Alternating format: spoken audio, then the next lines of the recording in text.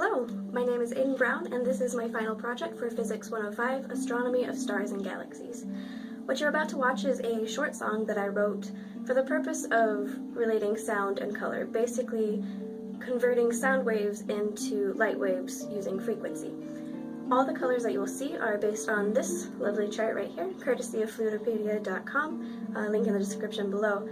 Before we begin, I just wanted to give you some background on the inspiration for this piece. One of the most famous and beloved constellations is Orion the Hunter. The two brightest stars in this constellation are Betelgeuse, a red supergiant, and Rigel, a blue-white supergiant.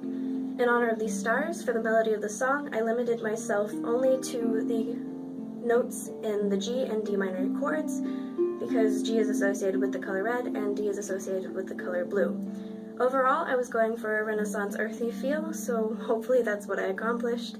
And without further ado, I hope you enjoy.